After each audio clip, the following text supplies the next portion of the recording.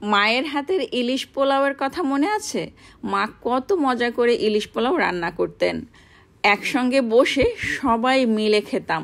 কতটা মজার ছিল ওই দিনের কথা, কোনো দিনও ভুলবো না। মায়ের হাতের ইলিশ পোলাও খুব মিস করছি। তাই তো আজকে শাশুড়ি মা ইলিশ পোলাও রান্না করে খাওয়াবে। শাশুড়ি মাও খুব মজা করে ইলিশ পোলাও রান্না করে। প্রিয় দর্শক, আসসালামু আলাইকুম। আশা করছি সবাই খুব ভালো আছেন। ইলিশ পোলাও রান্না করার জন্য হাফ কাপ পেঁয়াজ কুচি এবং 3টা পাকা কাঁচামরিচ ব্লেন্ড করে নিয়েছি। এখন ইলিশ মাছগুলো ধুয়ে এই মাছের মধ্যেই ব্লেন্ড করা কাঁচামরিচ এবং পেঁয়াজ দিয়ে দিল মা, দিয়ে দিল টক দই। খুব ভালো করে মেখে নিচ্ছেন। লবণ দিয়েছেন পরিমাণ মতো। এখন হাতেই খুব ভালো করে মেখে 10 মিনিট ম্যারিনেট করে রাখবে। যে হাঁড়িতে পোলাও রান্না করা হবে ওই হাঁড়িতেই পেঁয়াজ ভেজে নেওয়া হচ্ছে। পরিমাণ মতো তেল দিয়ে প্রথমে পেঁয়াজ ব্রাউন করে ভেজে নেওয়া হচ্ছে বেরেস্তা করার জন্য। অর্ধেক বেরেস্তা তুলে নিয়ে বাকি বেরেস্তার মধ্যে মেখে রাখা মাছ, ইলিশ মাছ এখন দিয়ে দিল। এখানে কোনো প্রকার পানি দিল না মা।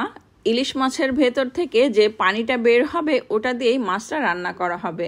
তো এই যে এখন এক পাশ হয়ে যাওয়ার পরে মা উল্টিয়ে দিচ্ছে। আমার মাকেও দেখেছি ইলিশ পোলাও এইভাবেই রান্না করে, খুব অল্প মশলা দিয়ে। মাছ হয়ে গেছে, এখন মাছ তুলে নেওয়া হচ্ছে। ইলিশ পোলাও আমরা সবাই পছন্দ করি। ইলিশ পোলাও কে না পছন্দ করে, কিন্তু অনেক সময় আছে যে অতিরিক্ত মশলার কারণে ইলিশের যে একটা ফ্লেভার আছে সেটা নষ্ট হয়ে যায়। তো এখানে 1 চামচ আদা বাটা দিয়ে ভালো করে কষিয়ে নেওয়া হয়েছে। আর এখন ধুয়ে রাখা পোলাওর চাল দিয়ে দিল মা। পোলাওর চাল 10 মিনিট পানিতে ভিজিয়ে রেখে পানি ঝরিয়ে নেওয়া হয়েছে। এখন এখানে দিয়ে দিল পরিমাণ মতো লবণ। গরম পানি দেওয়া হচ্ছে। 1 কেজি পোলাওর চালের মধ্যে 1.5 লিটার পানি দেওয়া। ভাত যখন 80% হয়ে যাবে তখনই ইলিশ মাছগুলো, মানে ভেজে রাখা ইলিশ মাছগুলো এই ভাতের মধ্যেই বিছিয়ে দেওয়া হবে। একে একে খুব সাবধানে বিছিয়ে দিতে হবে, কারণ মাছ যেহেতু রান্না করা ভেঙে যেতে পারে।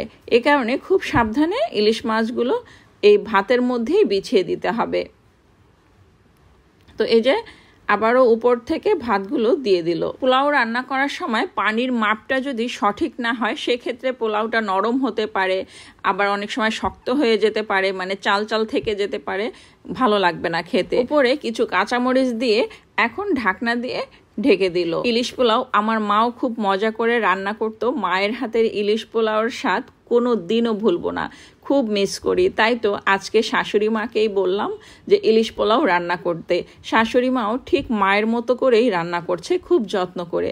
এখন দিয়ে দিল মা ঘি। সবশেষে পেঁয়াজ বেরেস্তা দিয়ে দিচ্ছে মা।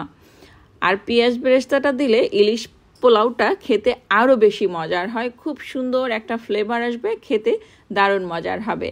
তো এই যে হয়ে গেল মজাদার মায়ের হাতের ইলিশ পোলাও রান্না। পেঁয়াজ বেরেস্তা দেওয়ার পরে ঢাকনা দিয়ে বেশি ঢেকে রাখা যাবে না, তাহলে পেঁয়াজ বেরেস্তাটা কালো হয়ে যাবে, দেখতে ভালো লাগবে না। মায়েরা পরিবারের জন্য, প্রিয়জনদের জন্য খুব মজা করে যত্ন সহকারে রান্না করেন। প্রত্যেকটা মায়ের হাতের রান্নাই খেতে দারুণ মজার। বাইরে বৃষ্টি হচ্ছে, আর বৃষ্টি দেখেই মা আজকে ইলিশ পোলাও রান্না করলেন। তো এই যে হয়ে গেল মজাদার মায়ের হাতের ইলিশ পোলাও।